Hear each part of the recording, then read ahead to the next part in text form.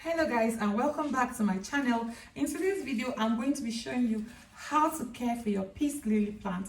I love the peace lily plant because for an indoor flowering plant it's really low maintenance, and it's it's got lovely foliage. It's very pretty.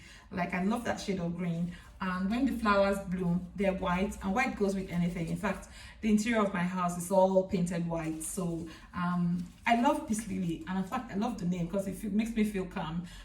This plant normally, I think it grows in tropics. Like, I've heard my sister say that it's all over the place in where we come from in Nigeria, which is the Anagua.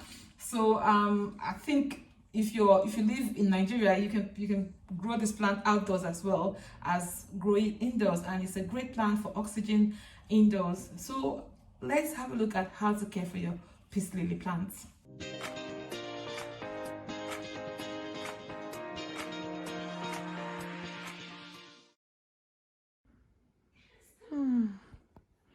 So this is what it looks like when it's really tired and it needs a good drink of water. I love plants that tell you how they feel, and this is a very good plant when it comes to that. It tells you literally how it's feeling, if it wants water. And I think this is a plant, it's a water loving plant because it does drink water a lot, and it can actually sit in water. So it lets you know when you see the leaves all tired. Once I give it a good drink of water now, it will it will be like a plant that was resurrected. Yeah.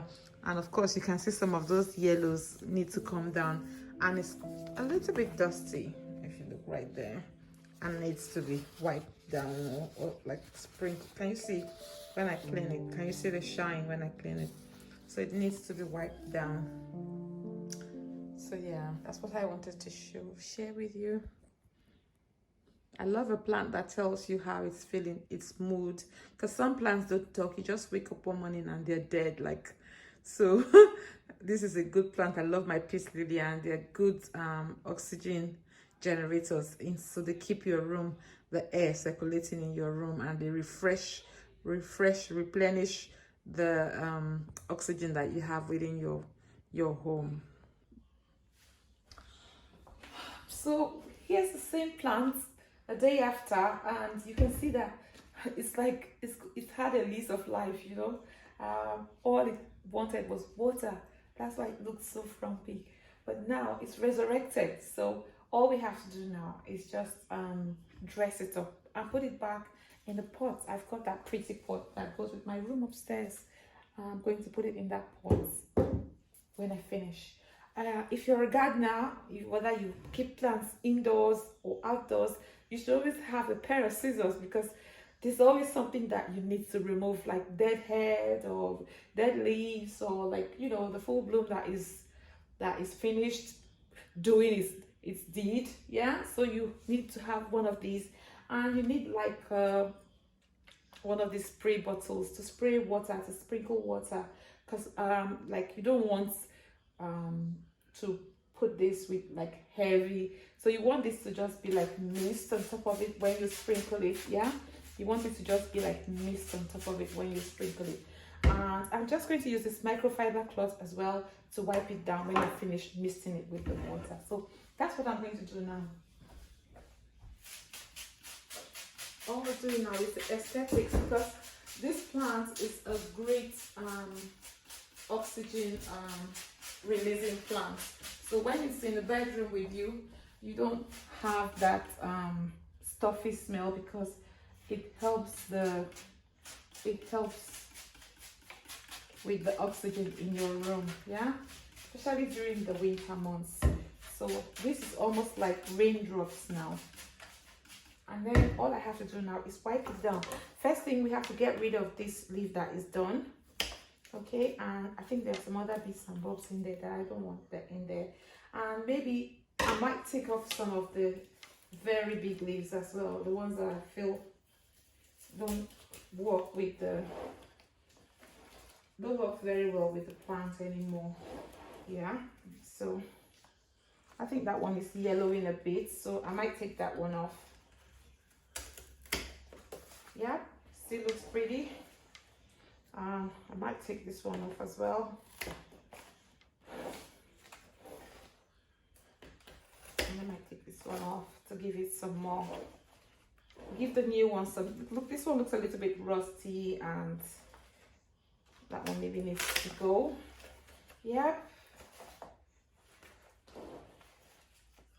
This one looks a little bit yellow as well, so maybe that one needs to go. And this one has some rust in it as well.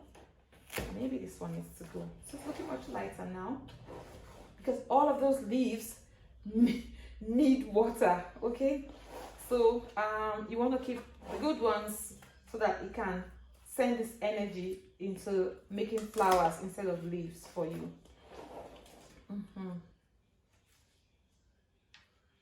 And I think maybe next year I'm going to take some of the babies, like the suckers, out and put them in a different pot and maybe give them to some friends. So I just need to wipe this down now. Wipe it down nicely so that it can, all of the dust on top of it would have gone off, and then I can enjoy the oxygen that it releases in my bedroom. So let's do that. I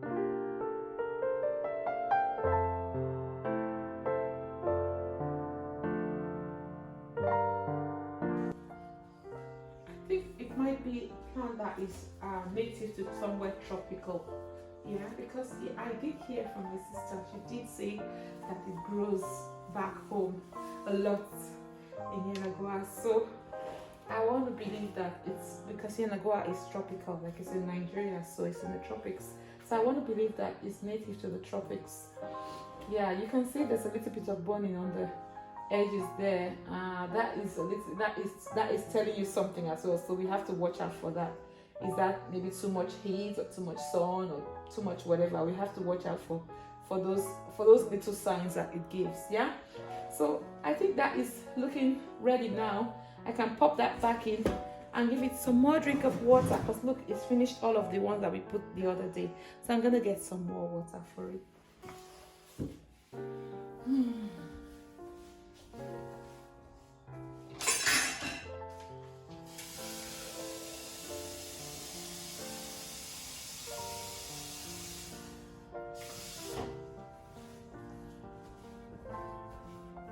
And when you give it water, don't be afraid to give it. Don't be afraid to put enough water in there, because it's a water-loving plant.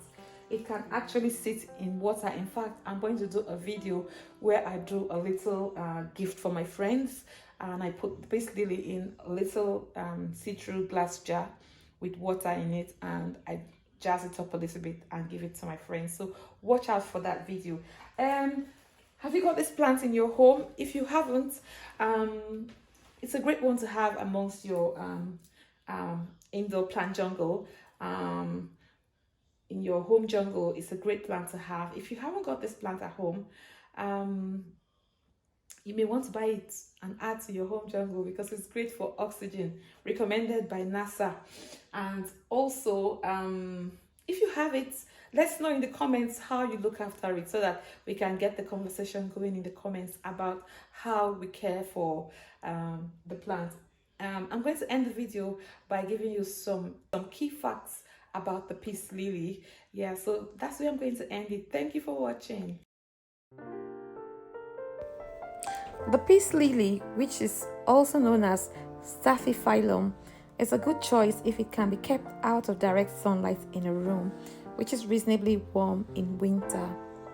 It requires a temperature that is warm or average warm, not less than 55 degrees in the winter.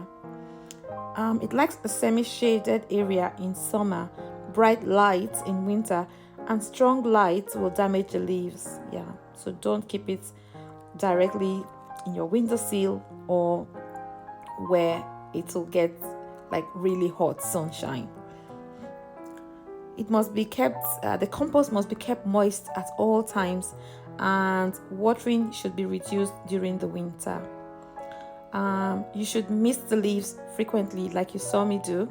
Yeah, it gathers up quite a bit of dust quite quickly, so you should mist them and wipe it down for humidity. Every year, just around the springtime, you have to repot it because the roots will, the pots will become root bound. The pot will fill up, and yeah, so you want to loosen up those roots and split it if possible and repot it. Um, you can divide the plants at reporting time. Yeah, just like I said to you, maybe next year I'm going to split it up into smaller parts and then smaller babies and give some to my friends. Yeah, so those are the bits of information that you need to know about peace lily. I hope you enjoyed watching this video. If you did, don't forget to like, comment, and subscribe. Yeah, thank you for watching. I shall see you in the next one. Bye.